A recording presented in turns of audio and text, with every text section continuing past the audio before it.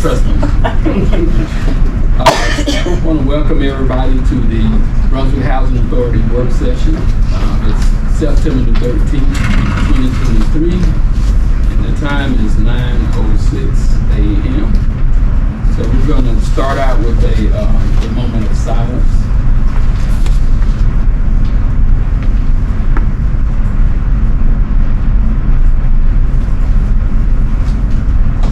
Thank you. And we're going to move into electing our officers. We've had some changes since Ms. Bailey resigned. And I'll open up, according to our attorney being as the vice chair, then it's logical that I move into the chair's position for now. So I will entertain a motion. We need to do them separate. Probably just. I move to make Commissioner Booker the chair of the House. Second. There's a motion to approve Alan Booker as the chair of Housing Authority, Brunswick Housing Authority, properly second. All in favor, raise your right hand. Secondly, we need to, since I vacated the vice chair position, we need to entertain the motion. I move that Commissioner Dixon become vice chair.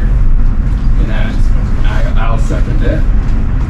It's been probably motion and seconded that Commissioner Dickerson becomes the vice chair.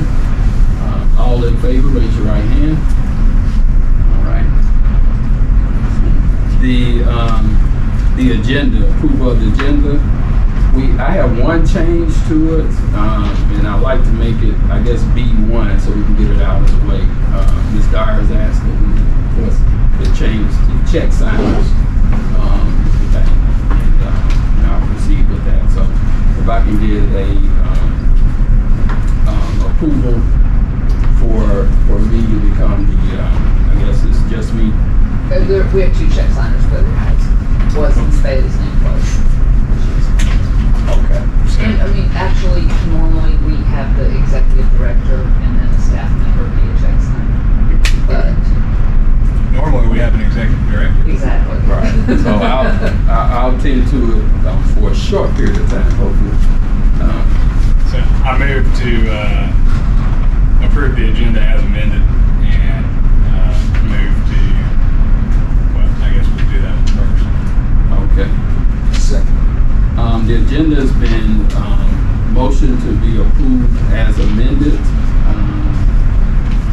and properly second. All in favor, raise your right hand. All right. B1 on the check signer. Move to make the chair an approved check signer for our accounts. Second. It's been motioned and properly second that we approve that the chair will be one of the check signers in the accounts. All in favor, raise your right hand. All right. We'll move down to C, the approval of the minutes. You want to take these all together, or? Yeah. So, I move to approve the minutes of the regular call meeting held October 28, 2023, special call meeting held September 7, 2023. Second. okay. It's been motion and probably second to approve the minutes as presented. All in favor, raise your right hand. All right. New business, Residents Council, Ms. Hayes was not present in person, and she's on Zoom, but she's not able to speak right now, so we'll get her report later. Okay, Mr. Jackson is going to. This will be part of a report. Last week we had our residents selected as leaders to attend the GAR Leadership Conference. Something that the Housing Authority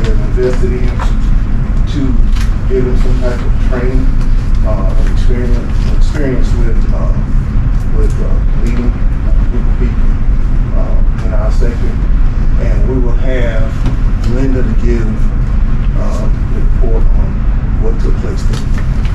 Ms. Linda Reverend Courtney. Good morning.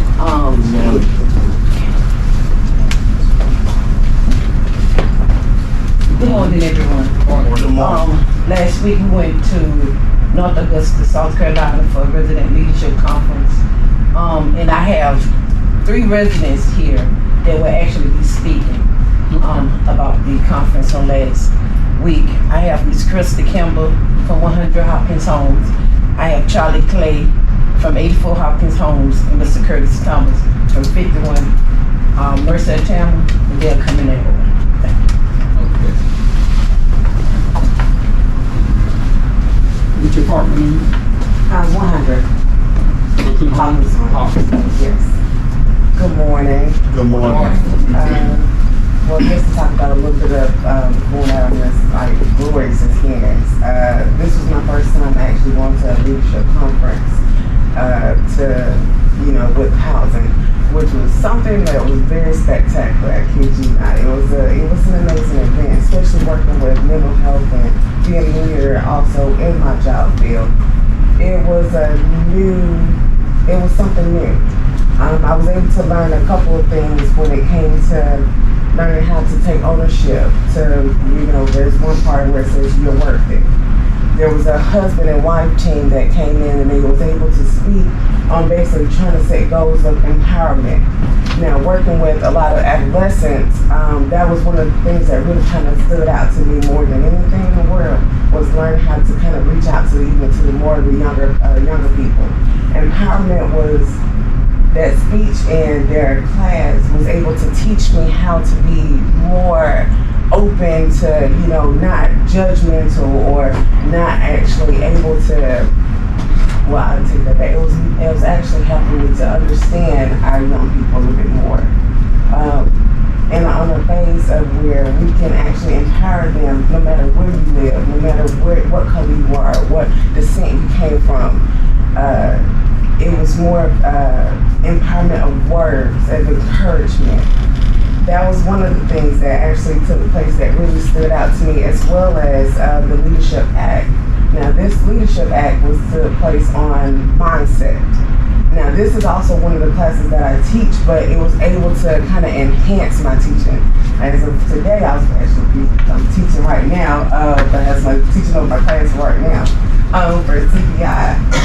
And basically, that's what we teach, mindset, the changing of the mindset of basically how people see you and how they view you as just a person that's coming into inside the building. It's also trying to teach you de-escalation before you even kind of get into a situation, not only with your peers, but also with the people that stay around you, and how to incorporate them to be motivated to, move towards a positive change. So those are a couple of things that I've learned while doing this trip. It was an amazing journey, and I do thank you, Ms. Litton and Mr. Vince, for taking me on this trip. It made me want to kind of overachieve even more than what I am. I'm actually thinking about even going on to one of the committees with the youth leadership. So I thank you, and God bless.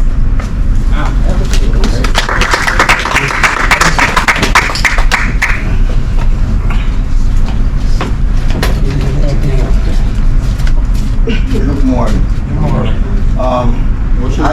My name is Charlie Clay, and I stay in 84 Hopkins Homes. And just like Ms. Kristen was saying, I enjoyed the trip. I learned a lot, and I appreciate Ms. Linda and Mr. Vince considering me going back again, because I learned some things last year in Athens as well as this year. Like when she spoke about the married couple, it was like a team. So it's a visual, not just spoken words. You see them working together. And just like one of the classes was the round table. This is different communities across Georgia sitting down, talking about the different situations in our different communities. it was a lot of things that we found out that was neutral all across Georgia. Certain ones that are smaller than Brunswick that don't have as many communities don't have certain issues. And then, like I say, each instructor, if you gave them a chance, they could show you things and teach you. The doctor, I can't remember his name, but he had started out by saying, I was raised in public housing. And then he went as far as to say some of the struggles that he had endured staying in public housing. But then it made him stronger. Now he owned business in different cities and stuff like that, and he was so encouraging. And one of the things that I took most from his class, he got us to draw simply a house, a tree, and a person. And because of his background, he was able to say, well, this symbolizes this. It let me know a lot about myself. You didn't put a doorknob on your house, so you don't want something to come in or out. And it was really enlightening.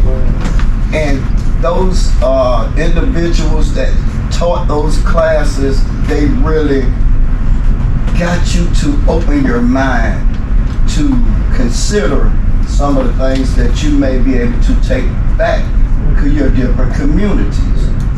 The cupcake class. At first I was like, are we just gonna eat cupcakes? But she got us to write down some of the triggers that can either calm you or anger you. And I thought that was very enlightening because sometimes we ignore simple things. And to actually focus yourself enough to see what she's trying to show you and tell you, that was another great class. And like I said, I'm not taking anything from any of the instructors. I enjoyed all their classes. I enjoyed spending time with Miss Linda, Mr. Vince, and all the different people from all over Georgia. It's enlightening for us to be able to participate because sometimes you'll think, I'm not gonna say this because this is only my problem. I can deal with it. But when you hear multiple people from all over Georgia speaking about some of those same situations, it gives you a chance to learn because somebody at that conference may have an idea that worked for them that you could do. Like the one guy from Dublin, he say his community was small. And I'm just gonna leave you with this.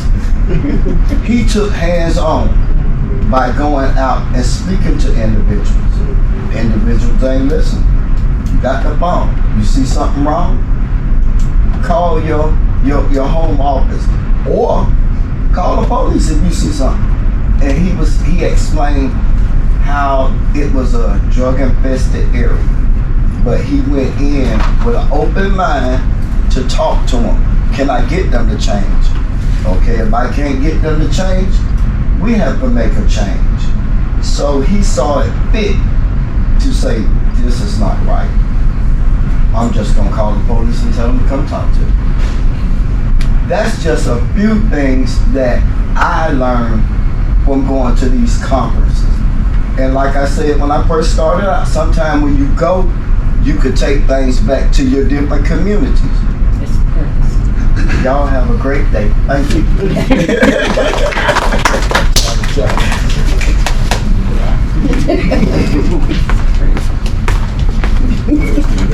Good morning. Yes, I see on my tag. I'm Curtis Thomas, and I live in Mercy, Alabama, apartment 51. And in Mercy, Alabama, I am the president over there. And certain events come along. Sometimes I go door to door, see what's going on with my people around there. And I had a wonderful time at this residence conference. So I had been going for a couple of years, and it's really awesome. And he spoke on what I wanted to speak on, like cupcake class. I thought we were I wanted to hear more about that. we would eat cupcakes. She had cupcakes all some of the design. We had to run around, stay on the cupcake. You had to answer the questions in the way. But the class was very interesting because she was talking about mental health. She was saying about a lot of things about drugs, drinking, how people, you know, when you got situations you don't have anybody to talk to, that's what they go to, drugs and drinking. And she was saying that you can always speak to someone, but you got to be open to speak to someone, and maybe they would trust, you know, your word, you know, tell about it. And that was a very interesting class because you really got down to it. She was talking about mental health, how you can help yourself, but you got to just have that faith in you, and you can speak to someone. And then also the round table. Oh my God. The round table was awesome. The round table was like, it was like, three ladies? Yes, it was 4 ladies. It was 4 ladies.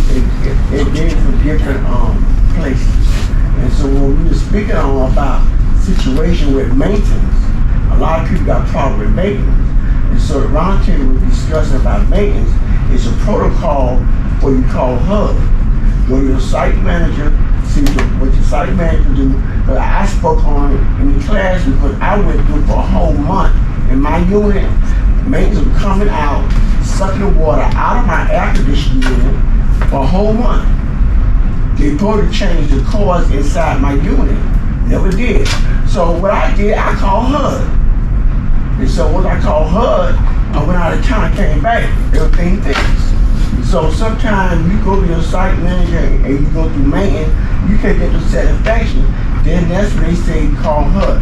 Just don't call HUD because on the first time.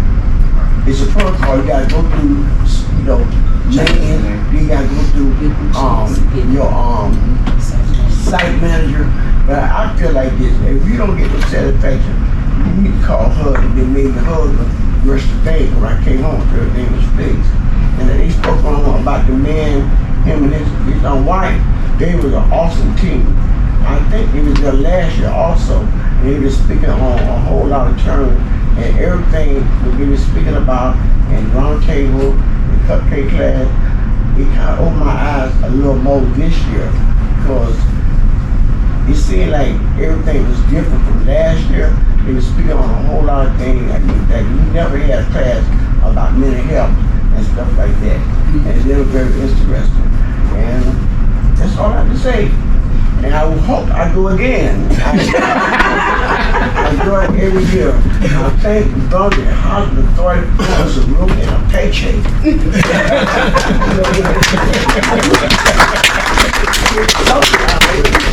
Can I say one more thing before y'all go to the next thing? What he was saying, like, I just want to support what he was saying. The one instructor saying, don't get so frustrated to run straight to hood. Go up the chain of commands. Go to your site manager, give her a chance. And then she has a supervisor. If you don't get the response you are looking for, go to that person. All the way up to the director. And like she was speaking, she said the director don't want to hear that because he's not trying to have an issue with her. So they're going to, you're going to give them, I should say, an opportunity instead of going to HUD to take the proper chain of command to be able to handle it within your housing authority. That's right. That's it. Oh, man. Awesome. Also, I think this is going to be in the budget every year. Some interesting It things. really should. Okay. What's going on with the organizing of the tenant council of the area? Okay. These are some of the representatives of the different. Yes, I'm here, Vice President. We are working diligently in the communities and going to various different areas to try to recruit.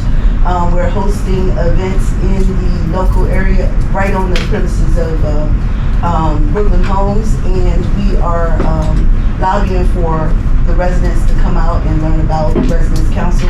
We've gotten some interest, but again, it's a little slow, but we are picking up. We are going to various areas. Well, you got certain leadership. Ms. Rutland, did you have something you want to add? I just wanted to add that the purpose of this conference was to bring back leaders. We wanted them to go and have fun and learn a lot of things. But as I explained to them, we're looking for some leaders. I need you to jump on resident council. I need you to be out there, walk the grounds, be a voice for your for the residents that are out there. So Brooklyn Homes, as you know, already have a resident council. And we're looking to get Hopkins Homes, once every community get at least 5, because they're gonna need a president, a vice, treasury secretary, and a sergeant of arms. Once we get those, and Denise is working diligently and pulling them together. That's what I want to say. Okay. Thank you. Well, it sounds like Mercer, Mr. Thomas, as you said, you all have your 5? No. Not yet. Okay. I think Mercer might be We close. offer the Jobs Plus building. We now can lock all of our offices, so to give a key so they can have their meetings there. That way there's not ever scrambling trying to find anywhere to have your residents. Well, in Mercer, Alabama, it's right behind it called Sparrow Nest.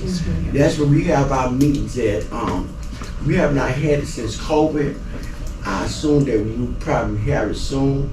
So that's what Mercer, Alabama, and they'd be like, Mr. It is Abbott. Mercer and Abbott is combined Well, for that meeting. say when them took there's no longer a conference room at the Sparrow's Nest. They took the conference room table out Oh, to really? make room for food. We was never in a room. We Okay. just was sitting around. Yeah. Yeah, we was No, we we never go had a with room. the food that it's another part there. We sit So there. there is space there. Oh, yes, exactly. Okay, sounds We've great. been having a meeting there for years. Yeah, and I know Albert Andrews doesn't have a meeting space, but you're saying they're Yeah, combined. we all combined with Abbott and Mercer. Combined together. That's a great But idea. y'all are welcome to use Jobs Plus. Thank you. Okay, all right. Use what, ma'am? Our Jobs Plus building, What is that? the Boys and Girls Club right Oh, here. Boys and Girls Club, one off. Well, that sounds like it's more convenient, but, okay. All right, y'all got me excited. Anything else around the Residents Council, Mr. Jackson? Anybody? Okay. Commissioners, any questions? Y'all? Commissioner Booker. I want to say you guys have a wonderful day. I have a class I got to do. Okay. So y'all have a Thank you. blessed I'm sorry, I Go should have mentioned, I wanted the chance to speak with you about something that we want to put on, the residents want to put on. But also the events that we're hosting in the areas are trying to pull together people for the Residents Council. I don't know if I mentioned that, but I just wanted to let you know. Sounds great. And then if I can have a moment to speak to you about something that we would like to put on for the, is this Okay. appropriate time? Yeah. Okay. Yes, come on. It's y'all time. Forgive me for being nervous, but That's all right. Take your I time. believe this is something that I'm supposed to be doing in life. Yeah. And so sometimes when you step out on faith, it's a little nervous. But anyway, I wanted to come and talk to you about the violence that is going on in the area. The residents there feel very strongly that it is affecting not only physical well-being, but our mental well-being. And so we wanted to try to get to the root of some of the issues, addressing poverty, joblessness, homelessness, things of that nature. We wanted to see if we can launch a citywide campaign, Stop the Violence campaign against violence, to encourage us the public to get involved and get engaged, but to try to see if we can basically band together to fight against the violence that is going on. We want to raise the awareness and let everyone know about what is going on, and also to be aggressive in saying that it's not going to be tolerated. And we would like the commitment of the people, the residents and the officials to give a no tolerance to violence proclamation. And what we plan to do is provide a different type of atmosphere where we can put on events, we can have open discussion and things of that nature, where we can bring about unity and peace in the neighborhood. Where some of our key messages are to stop the violence against each other, Everyone should feel safe in their environment, in their living conditions or their living environment. Everyone has value, so we should protect our kids, our environment, and care for our neighbors. And also, I can't care for you if you don't care for yourself and you don't know your own personal worth. So we would like to drive home those particular ideas and try to build up the confidence and of the people in the area. We believe we can do this by resisting, empowering, rising up against, and transforming our neighborhood. And some of the ways we'd like to do that, and again, everybody plays a role in this, but we'd like to host dinner and community conversations where we can sit down, have dinner, and talk about what's going on.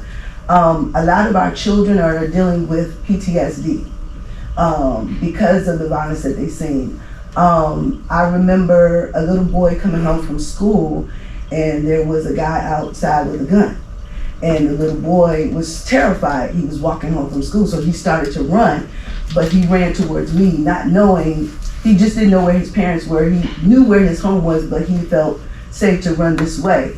But the fact is, the kids are petrified. A lot of the parents don't allow their kids to even come outside, except for to go to school and come home. It's kind of getting bad, and I wanted to kind of have conversations where we can talk about what's going on and how we can help improve our neighborhood. We wanted to have online and face-to-face petitions against the violence for everybody to band together and say, you really want to work against the violence in our neighborhood. We want to partner with civil society organizations, and we'd like to outreach to various schools, faith-based organizations, recreation centers, and clubs, etc. In this way, we feel we can resist or try to prevent the influx of violence. Also, we would like to empower families and support survivors with adequate services so that they can rebuild their lives and stop violence from reoccurring. And some of the ways we like to do that is raising local awareness and having initiatives and events. Every 2 months, we would like to host a Stop the Violence event in each one of, we would like to travel from each one of the housing areas, meaning Brooklyn Homes, McIntyre, Albert Andrews, and such, and put on an event that will set an atmosphere, that will give them a different atmosphere and a different way of thinking, a different way of spending your time. We want to start in October and from every 2 months to the next October. And we want to focus on several different areas. For instance, in October, we'd like to focus on preventing community violence. In January, youth violence. In April, sex trafficking violence. In July, gang violence. And then again in October, we'd like to focus on psychological violence, such as emotional abuse and controlling and stalking and harassment and things of that nature.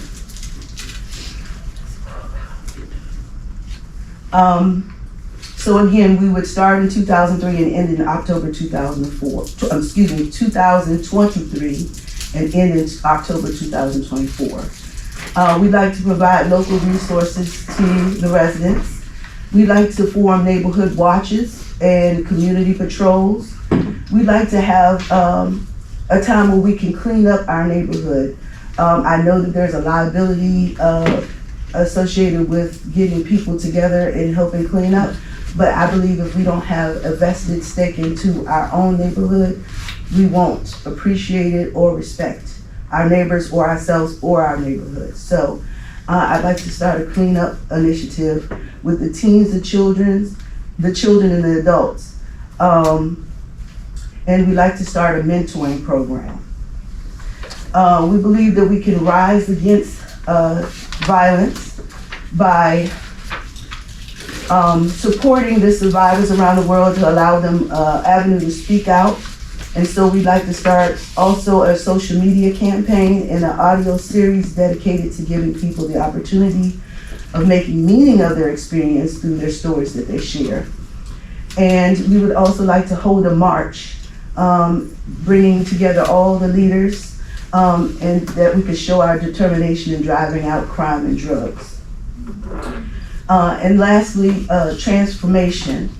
We believe that we can transfer the culture by enforcing laws and protecting rights and changing the attitude that condones violence. So we would like to ask for the support of the government officials to take a stand in making new or concrete national commitments to end the violence in the city.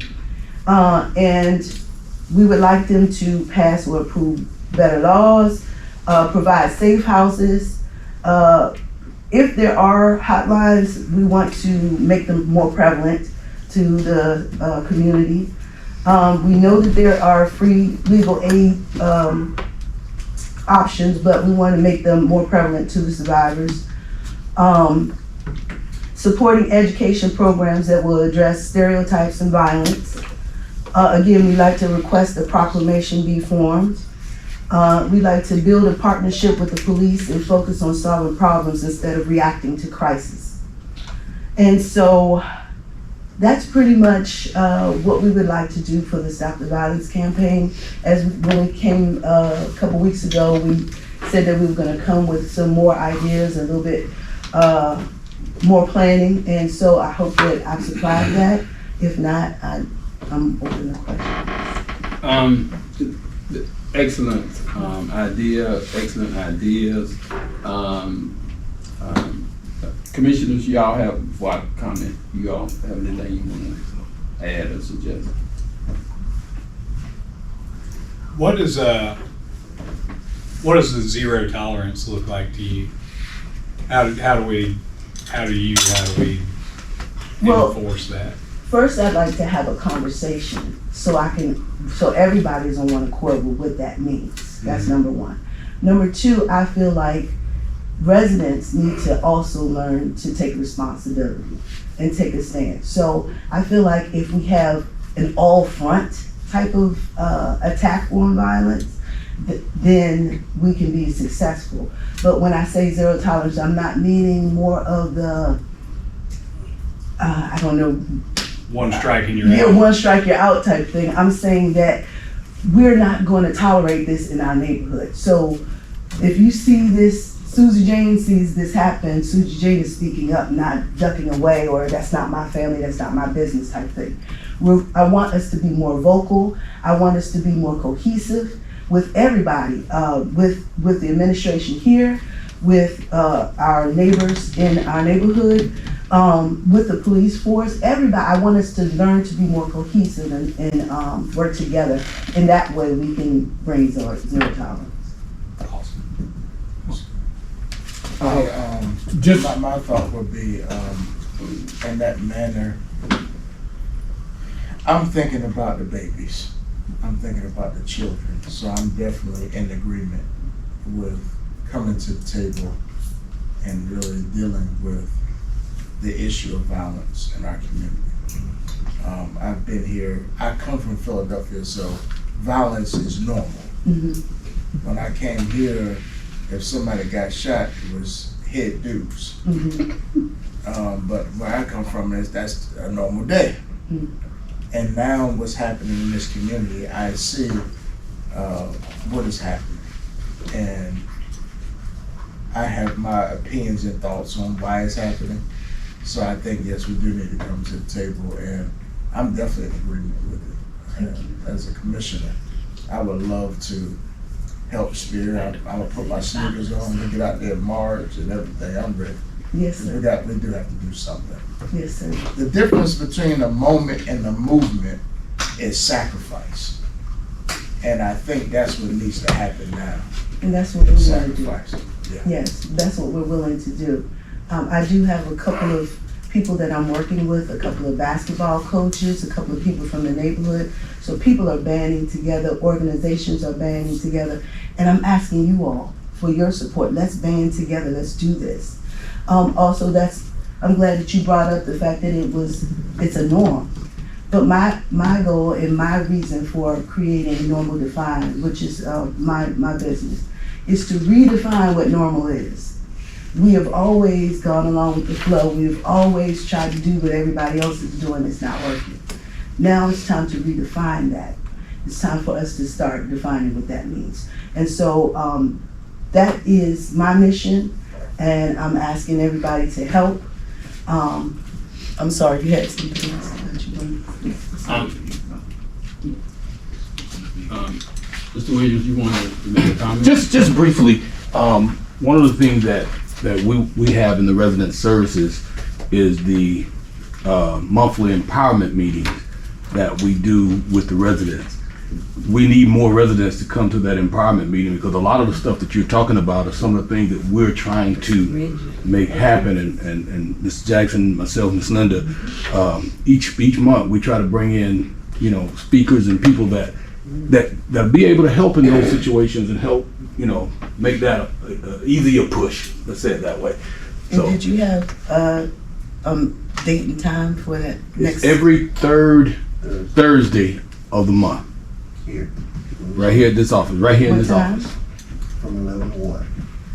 Mr. Jackson, how's that information being given to the It's residents? sent through the newsletter, and it's on we have flyers, and we post it on the website. So that's why we keep it automatically third Thursday of the month. If I might make couple of suggestions. Yes, sir. Everything you were saying was excellent, and actually there's a number of efforts in the community going on. Yes, sir. And resources that I think that we as the housing authority can plug into. First of all, since we've had the young man that was killed from Brunswick High, Yes. since I just had the county, we have a couple game investigators that's all they do. Okay. They are grossly overworked because the county is just short on staff, just like everybody else in the country. Yes, sir. But what I expected to be a 1 hour briefing turned out to be a 3 hour briefing. Wow. And some of the information I got, just wouldn't believe it. A lot of these young people in the gangs are between 14 and 17 years Absolutely. old.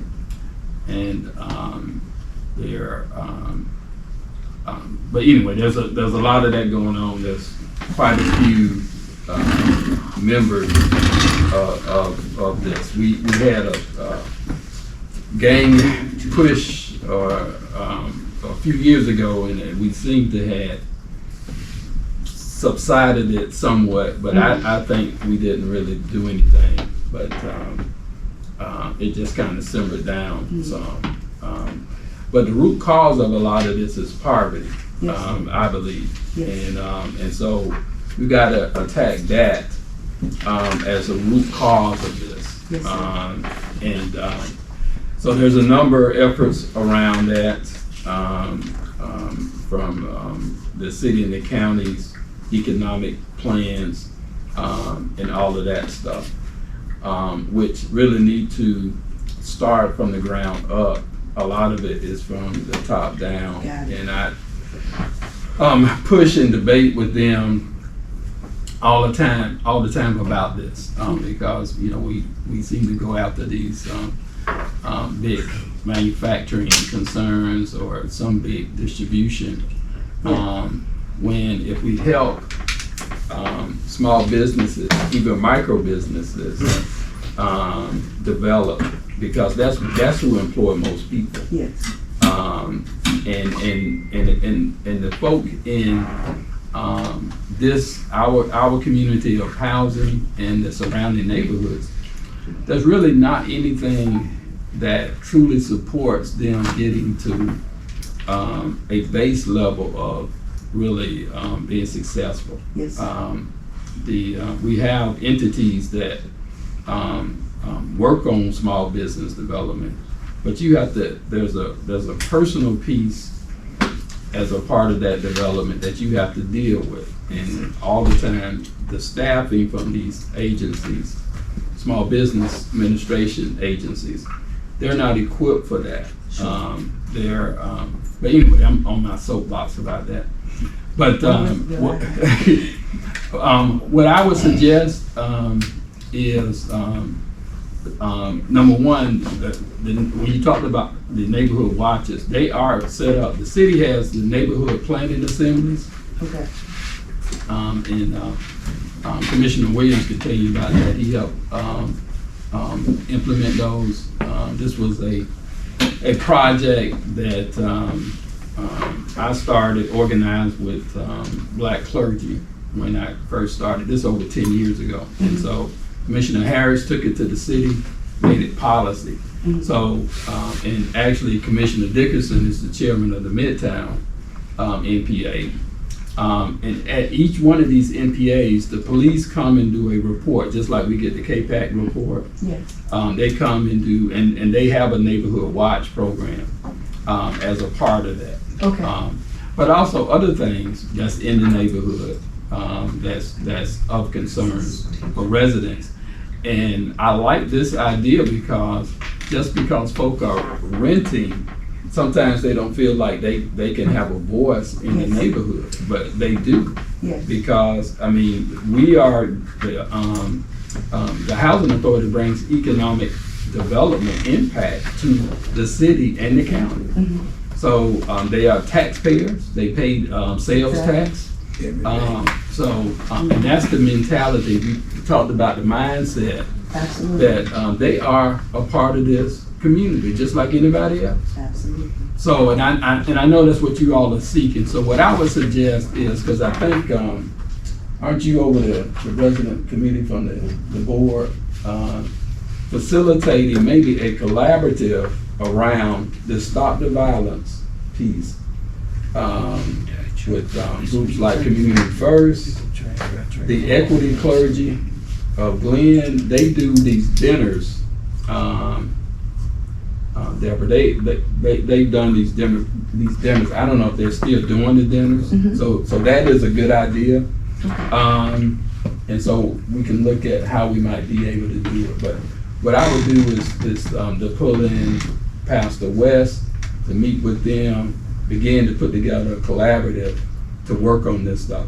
There's already tons of resources. And that's exactly my point. I don't want to create the wheel. I want us to come together. There's so much individuality in Brunswick, and nobody wants to work together. The silos. But there are a group of us doing that around many issues. And so if Commissioner Dickerson can work with you, and I'll certainly help out as much as I can to pull this together, because I think you're right. This proclamation, we need to say to gang members, people who are behind the gangs, that we're not going to have it. And that's where the change starts, with us standing up. So I certainly will, when we're at that point, lead the effort for the county to do a proclamation. And I think we can definitely get the city, especially if you all come in force to us, to the meetings. Absolutely. And really demand it. You can ask nicely, but let us know that you're really telling us to do this. Yes. Excuse me, I'd like to say, if you need my help, I will give you my information. Yes, sir. And anything you have going on, wise and you need a flyer put out. Yes, sir. Even though I don't know who's over Abbott, but I will be more than willing to give out flyers in Mercer and Abbott. Okay. So if you need my help, I'm gonna give you my information, and I will do that. Because as long as you get flyers, we can try to bring more people together. Absolutely. So, Thank you so much for that. I appreciate you. Yes. Thank you so much. Okay. All right. Any other questions, concerns? Could I ask one more thing, not related to this, but I have a general question for my own family. We are growing. Our two teenagers are getting older and they're in one room and there's a fight going on. How, what I'm going through is I'm trying to transition from public housing to a home. But I don't, okay, maybe I should ask this question. Is there a savings plan in place where I can transition from public housing to a home? Because if I go and make more money, my rent gets raised and I can't now save money to get out of the house. So there is a program called Jobs Plus. If you enroll in Jobs Plus, your rent is locked into what it is when you enroll. Okay. So if you're paying no rent when you enroll and you get a job making $16 an hour, you're still paying the zero Okay. for 48 months. Good. I didn't know that was Yes, ma'am. the option. Or if you're currently working and you get a raise, Okay. we pay the difference. Now, when you say Jobs Plus, are you saying that I have to get the job through Job Plus in ma'am. order to qualify? No, ma'am. I can get whatever job and then Yes, ma'am. sign up with you? Yes, ma'am. Yes, ma'am. Thank you for that information. I will Just take go that ahead. right back to the residents. And yeah, just go ahead and sign up. And we assist with transportation, childcare, uniforms, Oh. everything. Great. That's exactly what I needed This to know. building right over here, the old Boys and Girls Club, Yes, is now ma'am. the Jobs Plus building. We also have a food pantry, Okay. and it's open till 8 o'clock tonight. Thank you so much. That's really what I need to know because I want to transition, but I didn't know what my options were. Thank you. Thank you very much for your time. I appreciate it. And right, excuse thank my you. nervousness. Oh, no. Excellent. Right.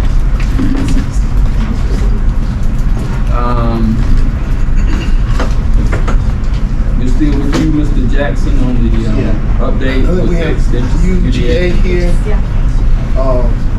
She's going to speak on, I guess, some services and answer any questions. Yes, yeah, thank you guys for having me here today. I don't know how I can follow everything that has already been said. It's truly wonderful. UGA Extension has already been approved as a vendor. I don't know if I said the name already. I'm Nancy Halbrook. I'm the Agriculture and Natural Resources Agent.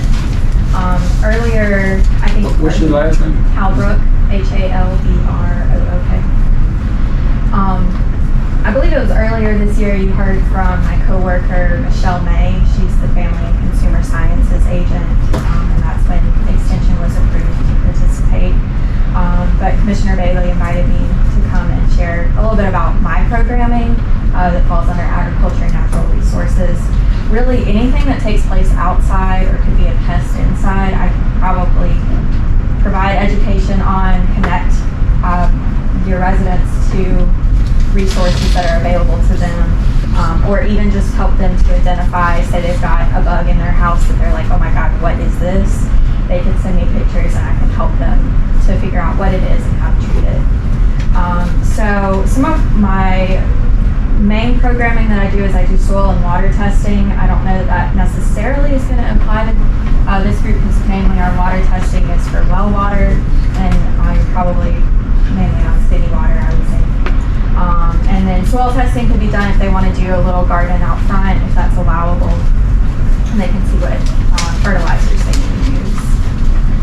And some of our programming that can be offered, so it's not necessarily something that I'm actively doing, but I could come and do presentations at these communities. And we do have our Georgia Green Landscape Steward program. This one may be one that maybe a community would want to work on together, but participants would work through the program and learn about sustainable practices that they could have in their yard, at your business, in their community, and have a certified green landscape. That's something that people are interested in working on. We already have a program established that we can work through. We do a lot of invasive species monitoring. We have the Center for Invasive Species and Ecosystem Health, and that's where we report when we do have invasive sightings. Again, I can help with identifications. Most recently in Chatham County, their extension office was working very closely with the yellow-legged hornet that you may have seen on the news. And so that's the kind of thing that we'll do with invasive species. We have more water resources. One thing that I'm hoping to start pushing is education on taking care of your septic tanks or being responsible with the water that's leaving your house. So, what types of things you can safely flush. With city water, it's basically the same as septic water with things that you just want to be careful on if you're putting down drains. So I want to start implementing more education there. And I can also do education on stormwater and erosion, water conservation efforts, and things of that nature in the water category.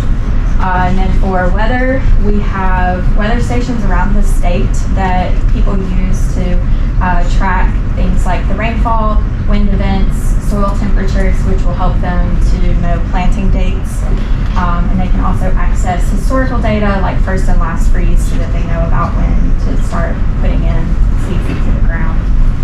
We did have a site here in Brunswick. It was at Coastal. We had a weather station, but they earlier this year decided they no longer wanted it. So we are looking for a new site, and so hopefully we'll have that site for what now?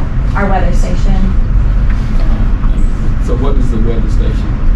Yeah, so it's what's going to provide all of that information about the weather patterns that I just mentioned earlier and more. It's a lot that it does have, but it's a 10 by 10 site that's in the ground, and You're saying Coastal Community Action or Coastal College? Sorry, yes, Coastal College did have this site, and then earlier this year they requested that we removed it. So we currently don't have a weather station in Glenn County. We do have one in North McIntosh and one in Woodbine, but those are the two closest ones. So that is just the very quick, I didn't want to take up too much of your time, but that's a bunch of the categories of things that I can help do educational materials on, and also answer general questions that your residents may have. Do you guys have any questions for me? I do. I work with UGA, and there's a whole group of organizations work with the Marine Extension Service on a lot of environmental issues. Yeah. And I know I've spoken to you, Nancy, about the community garden program. Yes. And I know LaShonda, is it LaShonda? LaShonda, she wanted to kind of start the community garden program. I believe she lives in Brooklyn Homes. What we were going to do is work with her. We have some raised beds. Because were you at that meeting when we met with Matthew? Okay. So I guess we just need to follow up. Yes. At Risley, Rise Risley, there is I guess this way. We have raised beds. We were going to be doing training for the residents so that when they begin to start their garden, they'll be successful at that. And we still would like to do that, but we need some folk who are going to be interested on a regular basis. And can they get a stipend or something for that kind of activity? Do y'all know?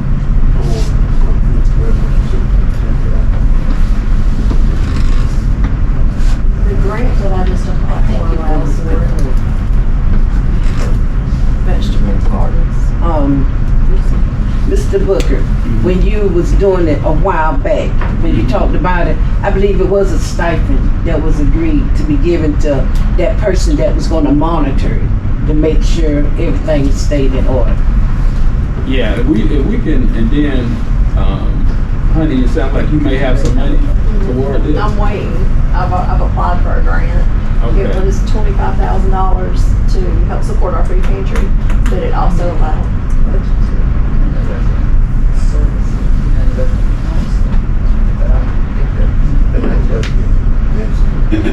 Yeah, I was gonna ask about that before we got away from this, but, so, NC, can you get with,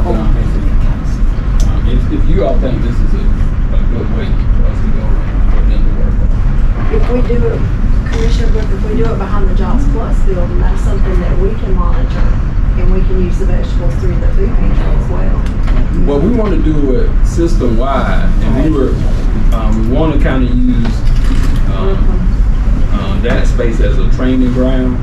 So by the time they get to the space there, they'll know what they're doing. So MC, you can get with Miss, I guess Miss Rutland. Who would be the best to try to get? I know LaShonda is interested, and she was at the meeting with us. Commissioner Booker, can I complicate this a little bit more? Go ahead. I'm good at that. So it sounds like there may be a gap in some of the funding.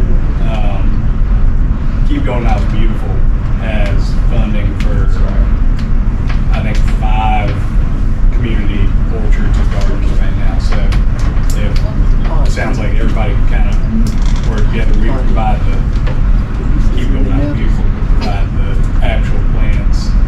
We can provide the monitoring and the segment. And you can tell us how to grow. Yeah. That sounds like a winning plan.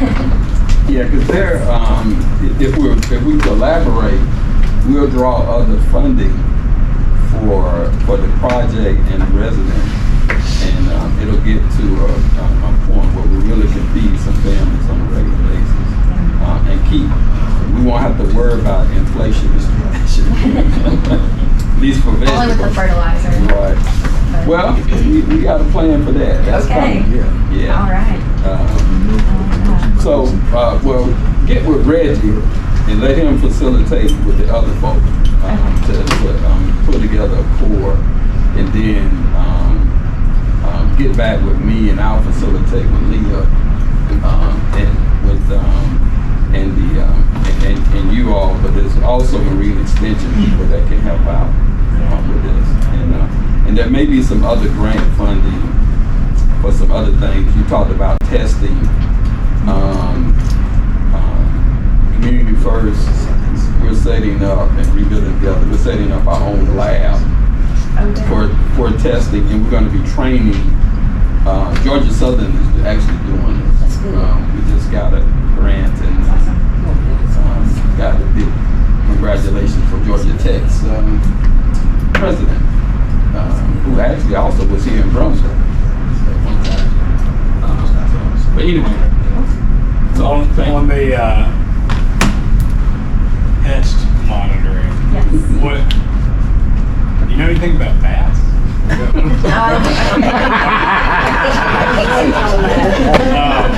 We had a whole bat problem earlier. Okay, yeah. Mammals are very hard to control for, unfortunately. Fair. I think we do have some publications on that, so. But just for like the general infestation treatment, whatever people have questions with, is that something you want us to contact y'all directly for, or do you have like flyers that we can get out? Ed, does that sound like something you like? I'll put a piece in the last month's newsletter. Yeah, it's a piece of it we'll continue to run. Okay. okay, about that. About that. So let's say. But yeah, I can certainly help provide information to supplement into the newsletter about any agriculture or natural resource questions or concerns that your residents have on that. All right. Does anybody else have any other questions for me? I do not. Okay. Thank you. Thank you all. Thank you.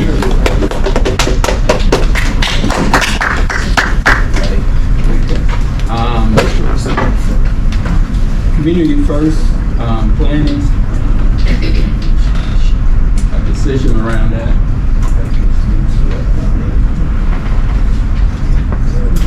Is that asking back?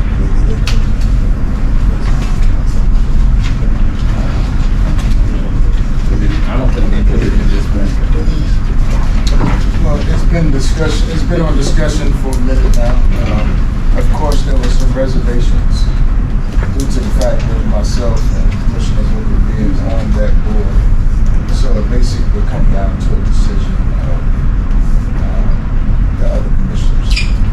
Yeah, thank you all. I think, and Clement, I don't know, did you make the meeting? I did. Okay. Yeah. So it's up to you all.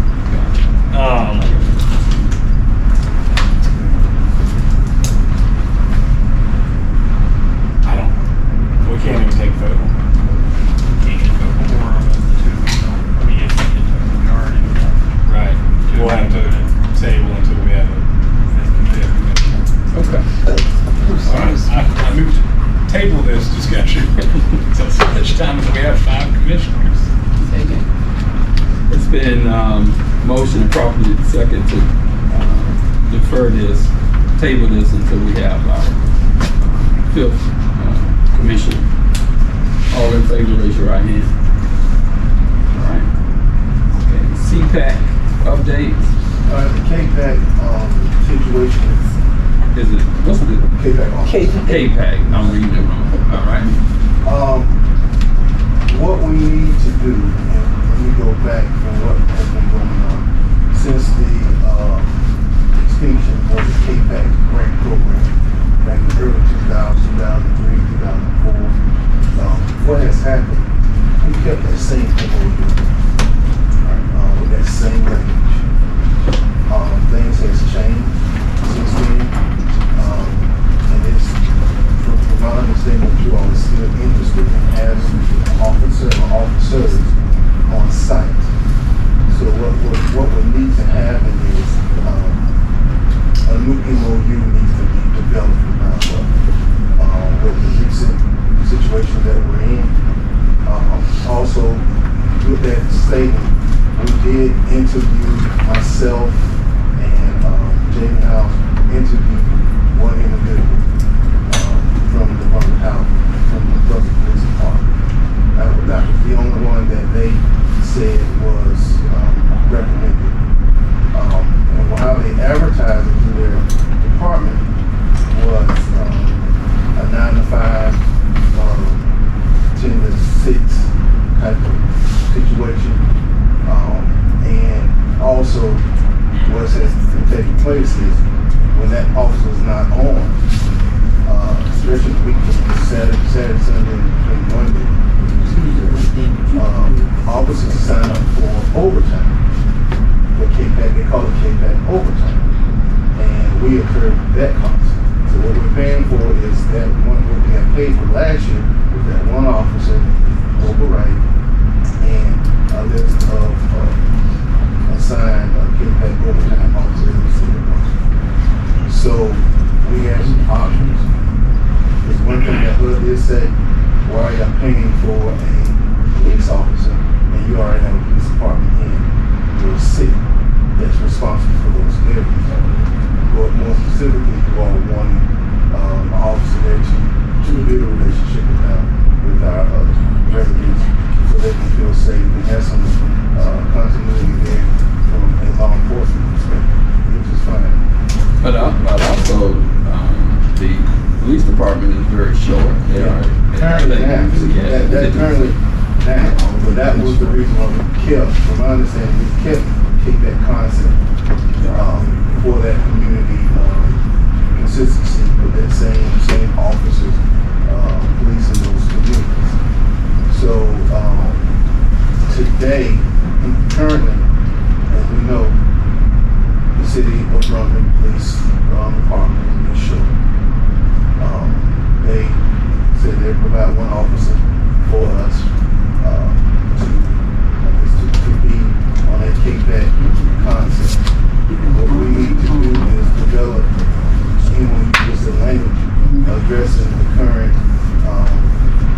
current situation and the responsibilities and who that person reports to, the time schedule, the way that it was recruited, but the way it was described for the officers,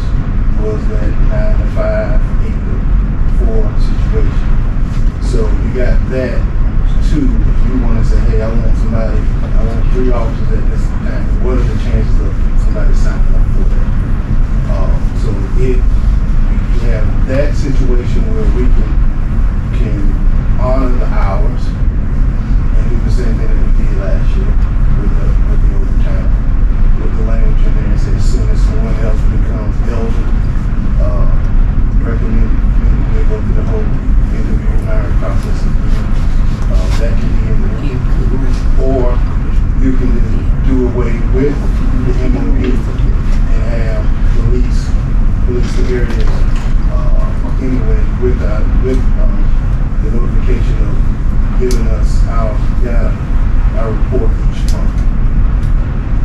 So it's, right now they don't have an MOU, they just operate on a month-to-month deal. With the same concept deal. How much did we spend on this, Mr. Barry? You know, Last year, Last fiscal year was 132. And most of that is overtime. So we only have one officer assigned to. And when we have the officer assigned to us, they pay for everything, including uniforms, all benefits, everything. Get a full cost of that officer. But technically they're a city employee. But for the overtime, they just bill us by the hour. And all we get is a sign-in sheet that is signed off by a supervisor at the police department, and so-and-so work for some certain number of hours. And that hours is based on their rank. Right. okay, yeah, we got to look at this, I think. Right now, I guess we just go with what we have, but we need to talk about this. Yeah. It's not a great situation. Right. So let's just go with just hold tight right now. Are they pushing us for an MOU? Or They would need one. They're not pushing us. but just they're happy to continue for a couple more months and we can figure it out. The scope of right, those know obviously. It's current bed, I don't know. To run the game task force for the city. Yeah, because they didn't have a game home. I would do it. She put this, to make sure that we had the numbers today for them. And the gentleman, Derek Robinson, is the one that is taking more books right now. And so when they are patrolling, when they come to work, they are patrolling our units. Okay. And they don't answer other calls. That's not true. Ideally, that would be the case. That's not how it's worked out. Commissioner, but because the city of Brunswick, as we all know, has been short of police officers since I can remember. And right now, I think they're probably about 30, 40 officers short of what the actual number that they're supposed to have. So when you have the KPEC officer here on site, if there's something happening in the city where backup is required, they are obligated to go to that scene. You know, that's just the way it is. And it's the same thing with the city police officers. If there's something happening on our premises, because it's in the city of Brunswick, they have to respond.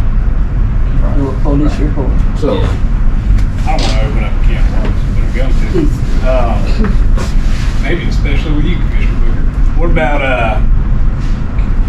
is there any reason we couldn't have the same MOU with either the sheriff's office or the county police? No reason, I think they've been talking to Yeah, them. you can, but still, you can have a MOU with any police department. Yeah, I think It's almost that's, like double.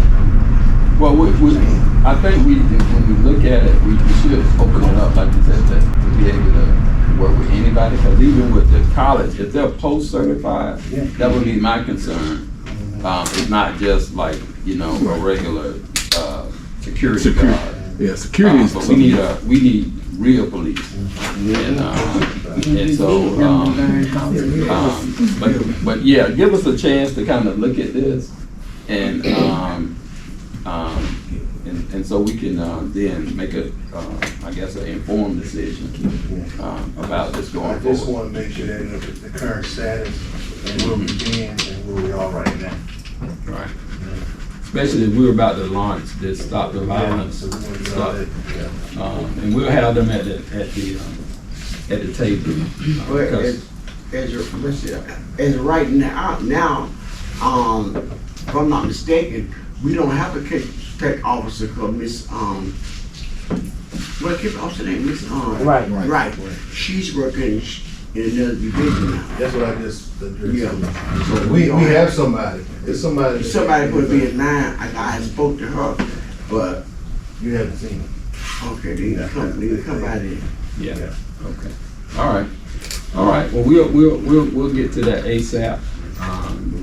Would it be possible, I know they're busy, but would it be possible if we can meet them? Yeah, we can meet with, Just have a chance to yeah, meet them. so, if we can yeah, come yeah, before. we can bring, no problem. Yeah. I just wanna know, want y'all to know the situation. We got to before bringing them up. Okay, all right. Anything else on the new business, commissioners, any questions? Around anything? And I know Ms. Hayes, glad to see you. Okay. Mr. Jackson, this may fall to you at this point. The hand-in-hand project, do you know where we're at? All right. Spoke with Natasha yesterday. I was given the MOU. I've reached out to a consultant, Miss Gloria Bowen, Okay. that Miss Jones had previously recommended. So I've reached out to her twice. I'm waiting to hear back from her because reading the guidelines, we can't pay 100% for those. So I'm trying not to get us in any more trouble. So I have reached out to an outside consultant. Okay. But I have received the MOU. But So you're kind of heading that up now? No, she's not. Hold on a minute. We need to find out, who's Natasha Douglas Natasha. is over there. Okay. she's So- over the vouchers. Right. That's what this is about. So why are you talking to Because the? of me being with procurement, she asked me to read over the MOU, and I reached out. Laquita sent me the number yesterday, and it's the same one that she had asked Natasha, told Natasha that they wanted to reach out to. Okay. So Perfect. as of right now, we're waiting on the consultant. Great. Congressman Carter's office reached out to me just about that, and they wanted somebody to call and talk to. They think they have a temporary fix. So Then I'll have Natasha, Great. want her to reach out to Congressman Carter's office. You facilitate. I'll facilitate that. Can I get just Natasha's number? All right, that's all I have. All right. We'll go to item C, facilities management. I think I hear Mr. Lee. I'll reach out.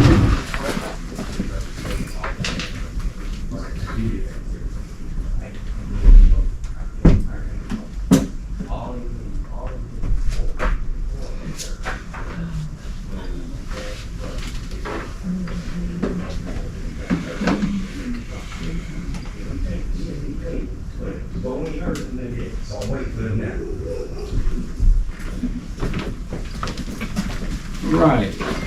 You're up. Whispering Oaks.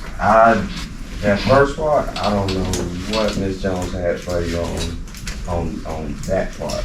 I could go ahead and put the rules into it. Well, I'll tell you a couple things about Whispering Oaks.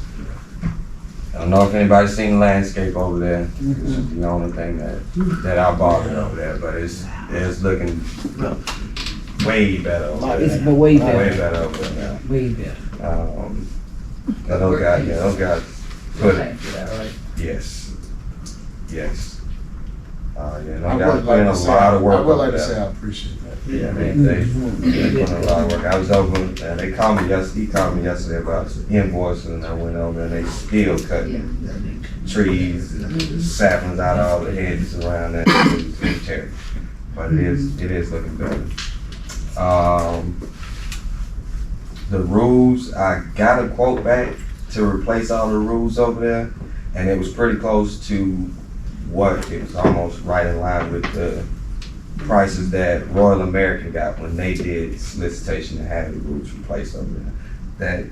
That number was $252,000 to do all 5 roofs. 4 of them the same, 1 of them is different. And that's what that number was. When Royal American did it, their lowest bid was $248 or something. I'm quoting from memory. That was their lowest bid out of the 3 that they got. They weren't local companies, and I think that was the issue back then, why a decision wasn't made to do it. at this point, like Michelle was saying, for the longest, and we all know it's gonna start affecting insurance. I think it's gonna be appropriate to instruct Royal American to do the solicitation again, since we're paying them to do that. Well, that's what I also want to find out, from being, I don't know if we followed up. Do we have somebody, because I mean, my thing is we need to get rid of Royal America, because they're not really doing anything.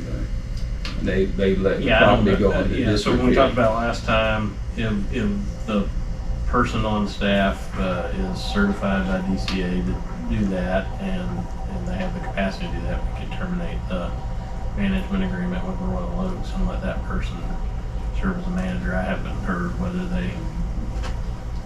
those first two.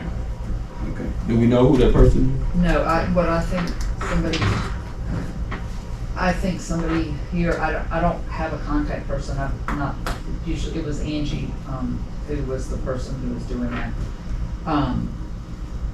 But somebody needs to talk to DCA and just make sure that, what we're about to do is okay. I know the compliance period is over, but I just remember hearing, it was Adam Kirk, Right. talking about something after the compliance period, like some other period where there's still certain reporting that has to be done, but it's not the same thing as being in the compliance period. I don't know the status of any of that, but I just want to make sure that we're not doing anything that's going to get us in bigger fix, by just getting rid of Royal American. Yeah. So, So who is the staff person that you all said was certified to do it? Is it Cindy Douglas? Davis. Davis, thank you. Certified but not having completed the training, I think, was the issue. Hasn't done the working under somebody Right. for whatever, and that was the whole thing from before. Was the plan was to work with, I think it was LaGrange, have the person at LaGrange Housing Authority be the person here as mentor to work under for the required length of time or whatever, to get that person actually certified to do whatever. But I don't know if all that's required at this point, since it's out of the compliance. I just don't know enough of the details about it. yeah, Ben, can you do some research with DCA and Sure, find I'll out? see if that works.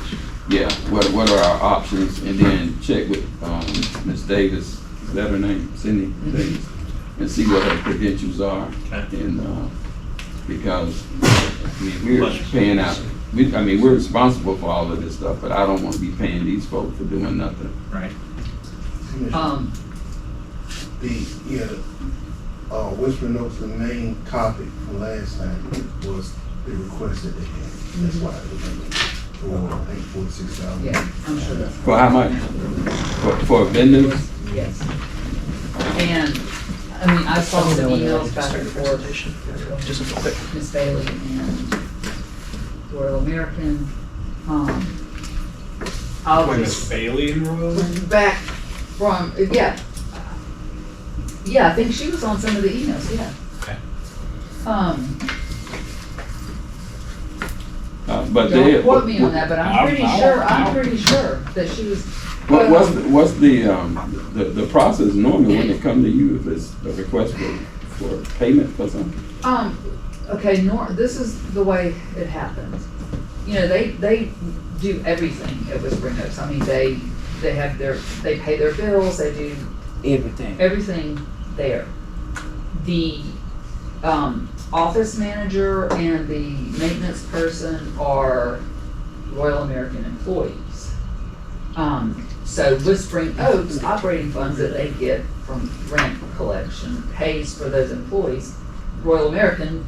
Whispering Oaks operating fund pays Royal American directly for those payroll costs and for the monthly fees that, that's their income for doing. It's based on rent collections and such. It's around $2,000 a month.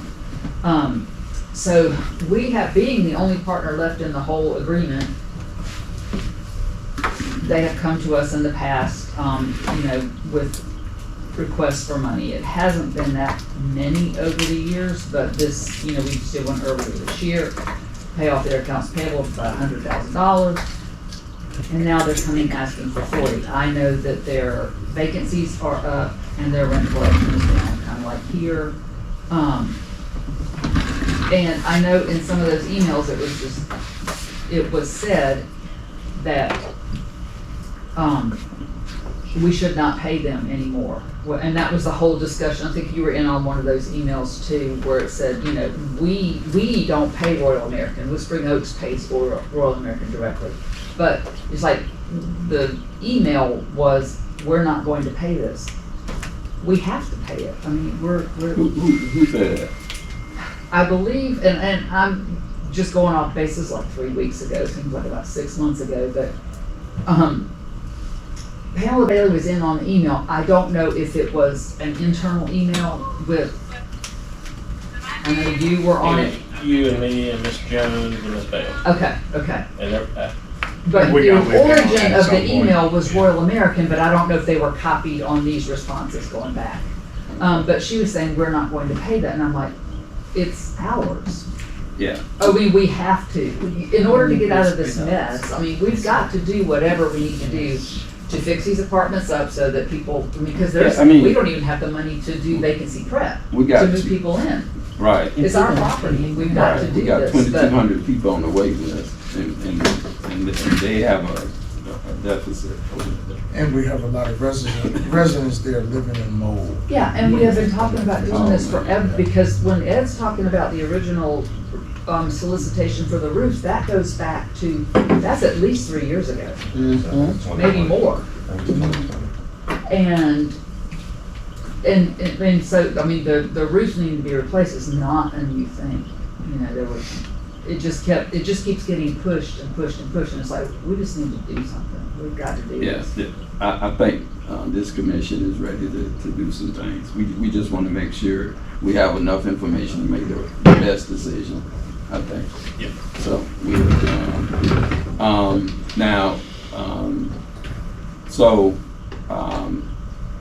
we got to deal with the roof. We got a good quote on that.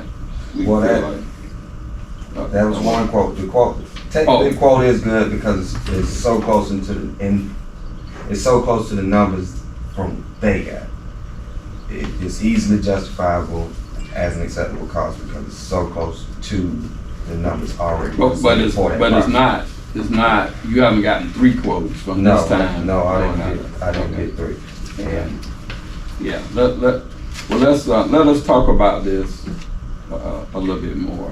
And then, Do you need authority to transfer the amount they need to pay the bills? I mean, there were things in there What, the about 46? fire That was, alarm monitoring. however many weeks ago. I don't know what their outstanding payables are right this moment. I'd like to, know. yeah, if see if you can find out and then Yeah. let us know. Yeah, I can. And then we'll. Do you know the roof repairs, electrical boxes, all that stuff been taken care of for the? I took care of everything except for the roofs. The electrical panel been replaced. I went over there. I personally went over and cut all the trees away from the buildings. I found another hazard out there though. When I was out there yesterday, I probably will have to instruct them to go take care of, or at least. I don't really have a contact over there, but I need a contact over there. Because I saw some hazards over there that probably need to be addressed. It's probably gonna be pretty big on that. The insurance company is also probably gonna ding us on even when they come, even if you get the rules fixed. Can we do this? Ben, can you research and see what we can do with this property from DCA? Sure. And I guess the options are manage it ourselves through some sort of arrangement that DCA blesses, where we control that more. Right. Or we hire somebody other than Royal American, and we've always struggled to find anybody else out there to manage it. But I'll see what the options are. And maybe the option is just where it's like, okay, you can just do it now anyway because you're past the compliance period. You can just run it as another locally owned place, which, I just don't know. I just can't remember what it is. Right, so when you find that, we may need to have a special call Zoom meeting to deal with just this. So I guess procedurally, if we want to get the money to Royal American, is that appropriate for this board to do, or do we need to have a meeting of our corporate board with the worst name ever, because I can never remember it? I mean, the funds are coming Funds are coming from Brunswick Housing. So Brunswick Housing Authority would loan money to Royal American directly, or to Whispering Oaks. The Whispering Oaks entity? Into their operating fund. And then that money would then get, okay, got it. So it would originate here. Okay, we say loan, but Yeah, because we own the You property. own that too, so, yeah, I mean, you're loaning it to that entity that you own. And it is, we do consider it a loan though, right? I mean, I know, we know the real implications, but we, You're saying I that mean, we once could it draw gets back solid, that we would get the money back? it maybe. It's not a gift. look, Yeah. we didn't do like a loan document for Right. the last one, you know, so. I mean, so far, Brunswick Housing Authority, when they first built this place, loaned the group doing it, for whatever reason, they were short of cash, loaned them $225,000. Okay, we've been accruing interest on that since 2003 or whatever. Not a penny's been paid on that, so there's that loan, plus the mortgage that we hold on that property, plus the money we give them, then loan them. I mean, this is just another one. Right. It's, Those are all secured by the property, so. yeah, the first two are, yeah. Yeah, we need to, because I didn't realize there was a mortgage that we were paying. No, Yes, well, the Whispering Oaks is paying The Whispering Oaks. to us, yes. And I mean, and that's a totally, Okay, yeah, we need to have a meeting. Right, I right. should call a meeting on this. But anyway, we need to, Ben, you to, all right, I'll report back. all right? Okay, bat update, Batman. Monday, Critter Pro came out on Monday. I ended up getting a second quote for the remediation over there from Percor, which is a local company. Used to be Peachtree. And I brought it to Ms. Jones, and we decided that it would be more advantageous to get Critter Pro to take care of the issues over in hospital homes. They came out on Monday and started that process, sealed up all the gables and ridges and attic vents. And they'll leave those sealed for about 5 days, so anything that's gonna go out, goes out. And they'll come back and remove the doors, the one-way doors, and do attic sanitations in both of those buildings. So that started on Monday. As far as where they go after that, I don't know. Did they say where they might congregate or? No, they just gotta find another place to roost. That's it. Yeah, maybe, you know, right by Tipsy's, where they doing the renovation on that building on the corner right there, directly across the street from Basin. I imagine they probably go there. I only say that, I was walking by there one day, I think I sent the picture to Miss Christina, and there was a dead bat on the ground right now. Wow. Oh, man, okay. What are they doing there, by the way, you know? What are they doing? What are they building there? Yeah. No idea. I haven't know seen the that's signs. digressive. Yeah. Log? You think it's a log? This is my law. Oh, yeah. Yeah, right. Okay. What they got? Any questions from Mr. Williams on that situation? Bad people. Can't resist. Well, the roofs at Whispering Oaks, you kind of given a report. Any more you want to say about that? I think it's gonna be appropriate if I do have the contact for Miss Jones and Miss Stephanie Jones with Royal American. She actually did email me when I was instructed to have landscaping taken care of over there. Miss Jones did reach out to me. Miss Stephanie Jones reached out to me and she said, "Let me know what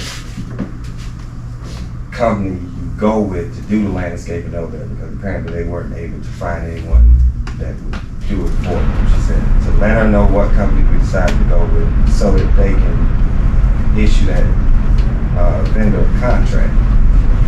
But Ms. Quita Jones, the authority would be paying for that directly, so I don't think that was appropriate to have Wishman Homes. Well, Royal American do the contract for that landscape. Yeah, because I don't trust them to keep. But I do think it's appropriate to have them do solicitation and have those rules redone. You paying them, get something. My thing is the families over there. They're living with mold. I don't, mold type issues. We need to address that. I don't trust these people to do anything about it because they haven't demonstrated that. The roof part of it, they have already done. They did it. The authority didn't move on. What you mean? They issued the solicitation to have those rules in place over there. The authority didn't move on. They have the solicitation already built. Okay. I guess what I'm saying is, so are we responsible for paying for the roof, or were they responsible for paying for the roof? Well, no, I understand it. No, I understand we have to do it now, but I'm saying when they did the solicitation, who was supposed to pay for it? We were still gonna pay for it. They had to say yes and no. They needed a yes and They no. didn't like the board did not like the vendors who replied to the solicitation because they were all from out of town. Because they were all from West Georgia, and they didn't like that. So they wanted it done again. And then John DeLego, when he was here, and he's like, why don't I just do the solicitation? Instead, I'll just do it instead of Royal American. So he did, and he got one quote back. I think you still have it. I don't think I was able to find it. I found this tab, but I don't. There's nothing. Nothing happened, but it was like he was asked to get like bids on shingles versus metal roofs to have two different prices to compare. And then it was presented to the board, and then nothing happened. So I don't know. This has been going on a while. So Yeah. it's just, Right. Which I'm clear now that I guess we were supposed to pay for it, but when I saw them let garbage piled up high myself over there, and I had to call the city and report it. I went over. These Took that folks- down about 3 times. Yeah, and the people, I don't trust, they don't, anyway, I just don't trust them. Let's start with, see what we can do. We need to have our meeting so we can decide and direct people proper way and deal with this. We know we got to take care of this, so go from there. Any other questions for Mr. Williams or the staff around you? Okay, all right. Thank you all. D is a letter of support from Rise Risley. Treese Hamilton, who's the CEO for the Community Action Agency that runs the Head Start program. They also are, she's leading the effort. The Community Action Agency also owns the campus there, but has created a separate entity to renovate the campus and to provide services. This facility will be a resource center with DFACS, satellite offices, and a number of other social service organizations. So, our families will be able to walk there, get there easily. There also is planned to be a transportation hub as well. The city's working on public transportation. I sent the letter out, what they're looking for. We can change that, but anyway, what do you all think about it? Well, just working with the program and hearing about it, I believe it's a great program. I honestly, I didn't get a chance to see the letter. I apologize. To find out what's actually on it. But as far as what I've seen so far, with the proper, as I expressed at the last meeting, I believe I would like for us to sit down at the table with the board. But I'm definitely excited about what we can possibly bring. Not possibly, but it's going to be done.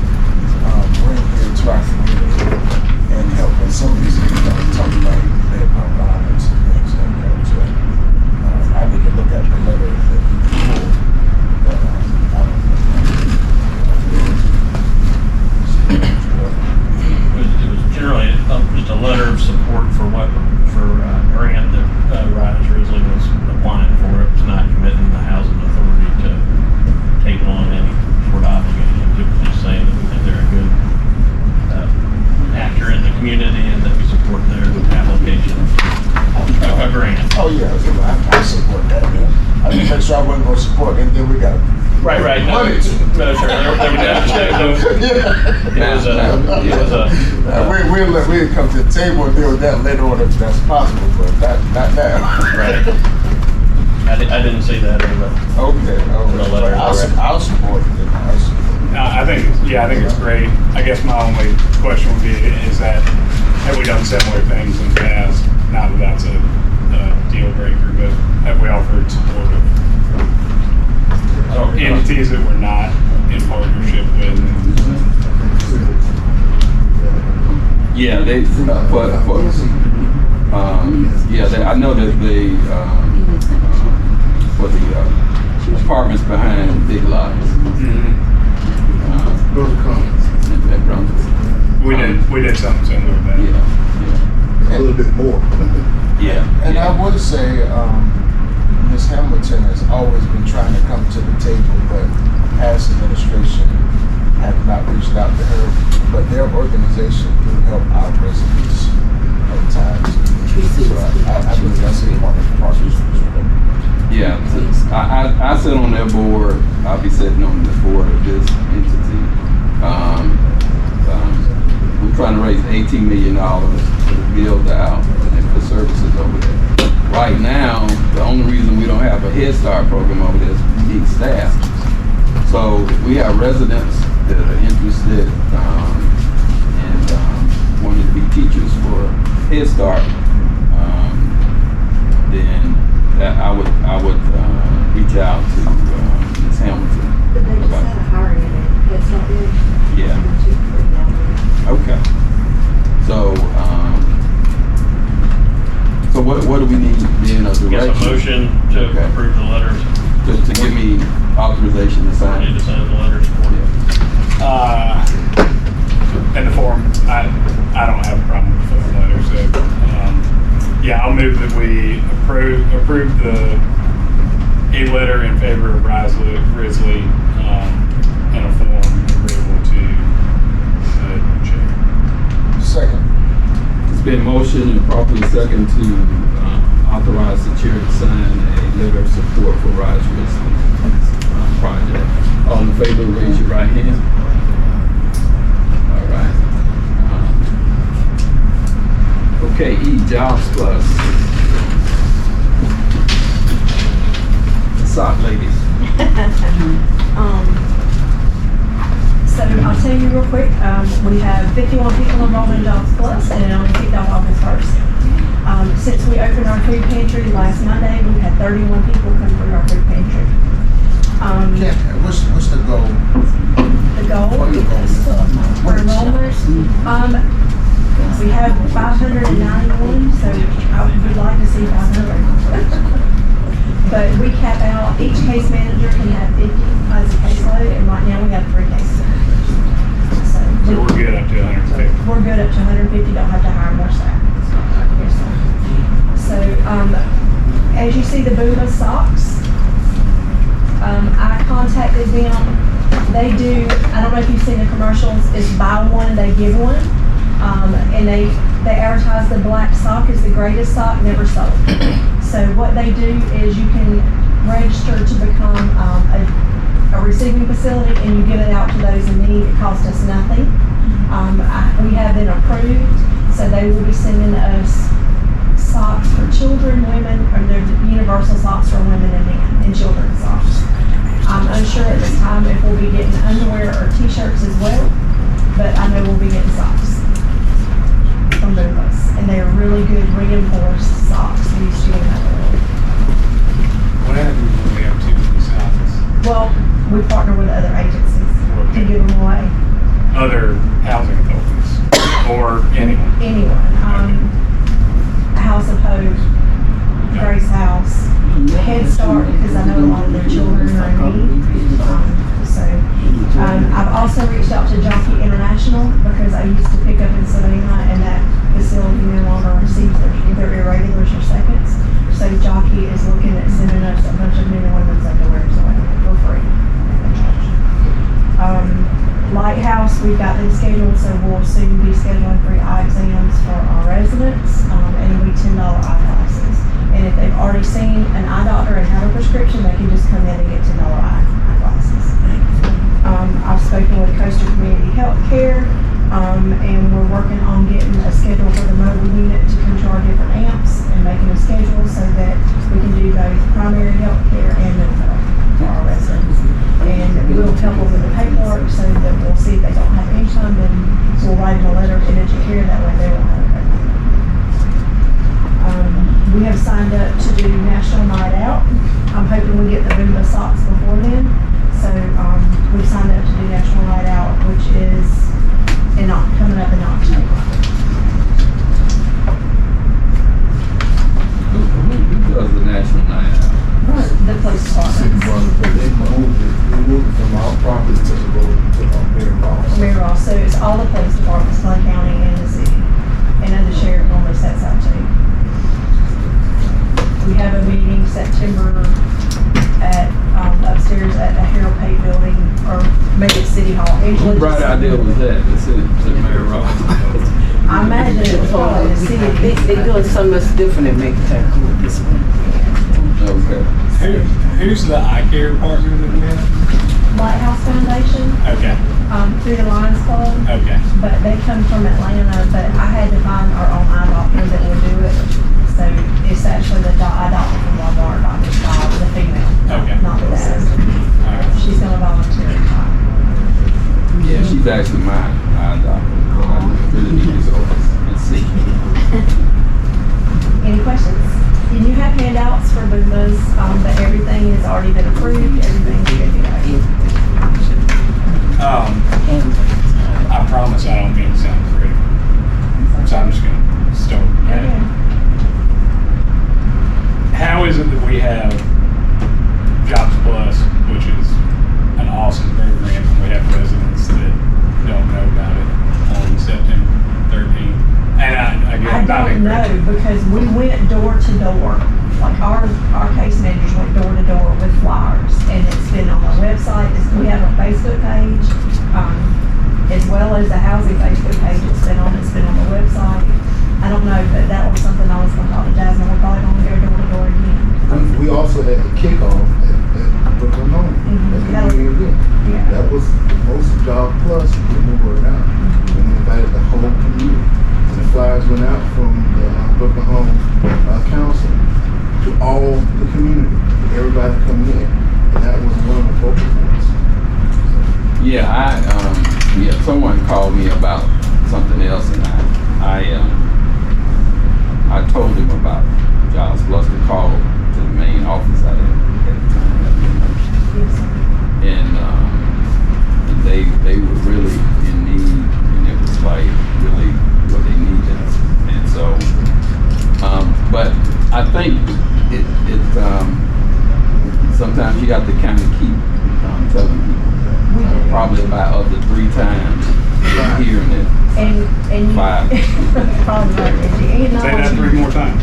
Yeah. 7 times. And not only that, but then you have to let them understand, because we had one lady that told the property manager, Jobs Plus is paying my rent, I'm not paying it. And they missed that, so they misunderstood. So they hear that not paying rent part, and that's all they hear. Yeah, they don't capture the whole thing. Yes, sir. So, But you're right. it's rough. Another way Job Plus is going to get out there, let me see. Excuse me. I do what is called a resident responsibility workshop. I'm going to start those back after the audit. This is a workshop that is mandatory for our residents. When our residents move in, they go over the lease, but it's a certain portion of the lease that they don't have time to go over. So what this workshop does is bring them in, go over the lease, and on top of that, we feed them all the information of whatever we have to offer. So once I start the workshop again, they will leave from my workshop, which is mandatory, and I can send them straight to Job Plus. And sometimes I have 40 people that must attend my workshop, and these people have to attend before their annual recertification in order for their lease to get renewed. So with that, Well, They'll be shifting right over to Miss Honey. And I was gonna tell her, get ready, because once they come see me, and I'm gonna give them all that information, Well, we've got- they gonna jump on it. we've got blue folders that we ordered that has our logo on the front on a sticker, and it has all the information in the folders, and we've been taking it when people sign a lease, they now get a folder that has all the Jobs Plus information, so Yes. that'll be awesome. So, they're gonna get the information. And our case managers are in the AMPS, so I know at Hopkins and at Brooklyn, whenever a resident comes into the front, our people are like, hey, have you heard about Jobs Plus? So, Okay. it's gonna be a bit. Any other questions for Ms. Honey about socks or anything else? How's your staff? How's everything working out? I have a phenomenal staff. They very busy, don't like to be sitting down, always coming up with new ideas, different things to get people involved. So, I'd like to come visit y'all. I'm not gonna get involved in day-to-day operations now, so I'm gonna make that clear. But I would like to come visit. I'd like for y'all to come, everybody, we've got. Yeah, and I like to see where the food is set up with Second Harvest. And Pastor Shaw donated us a freezer. So we have a deep freezer that Pastor Peter Shaw donated us, but we have a computer lab that's open to all of public housing. We have a kitchen that Section 8 can use too, and we've offered UGA to use for their cooking class. We have a kids room, but I think we're gonna turn that more into a dry storage, but please, come on over. Okay. We're at the end of our published agenda. So we do have to go in executive session. Did we, Mr. Dowd, would you say a couple Yeah, things? two things. I just checked my email, and there is an email from the, a person, I forget what her title is, it's not showing up on here, but she's above Stephanie Jones at Royal American, and she is emailing, Aquita Jones, because I guess she doesn't know she's not here anymore, asking, she said, just following up on the below, we have not received an invite to the board meeting yet. So I guess they had talked about Whispering Oaks, or Royal American coming to a board meeting about Whispering Oaks. So, put that out there. all right. Maybe we can respond back and just say it's being taken up by the board and we'll no later than the end of the month. Does that sound right, everybody? Yeah. And then the other thing, this is more lighthearted, I just want to put this bug in y'all's ear. It was just mentioned to me right before I came in here that, last year we had a Christmas party for staff and the board it was actually at Tipsy McFly's, and it was good. I mean, it was good for, everybody to get together in the last little bit. Anyway, it's like, normally when we have something like that, ED would come to the board and say, here's what we would like to do. It's going to cost approximately this much. And we want to have a party. I don't have any numbers for you right now because this was all last minute mentioning this to me. But like by the next board meeting, I could have numbers ready. It shouldn't cost much. I mean, it was really inexpensive last year. Why is it out at the airport? Looking, you know why? Because the thing was planned at the last minute. And it was the only thing that was available. Yeah, but it worked. I mean, I think from what I was told, everybody, or the consensus was that it was a good location because you've got the whole place to yourself. And because, they'll shut down the restaurant for you. And then you have to be out of the airport, I think by 10 o'clock, something like that, so the party can't last too long. And you have like the inside thing, and they have like a little buffet for you, and then they have a DJ outside for dancing. It worked. I mean, it worked out fine. I don't know. I don't know what the budget would be. It was inexpensive. So I think it's a good idea. I guess if you can get us the information. Yeah, I'll have it next. I did see the email too. You believe that this, like you said, in the email will boost them around and stuff. Yeah. And you were there last year. Yeah, I was there. Yeah, it was nice. I saw it. You were there. Pastor, you were partying too? No, I wasn't partying. I didn't take no drinks neither. I drank ginger ale. No. put your hands out there. He put me out there. We had a good time, though. We did have a good time. Oh, yeah. In spite of all that has happened, that was a highlight of the last administration. I will say that. I think everybody could use a party. Been a long year. All right, well, I'll entertain a motion to go into executive session. So moved. Second. Been motion and properly second for us to go into executive session. All in favor, raise your right hand.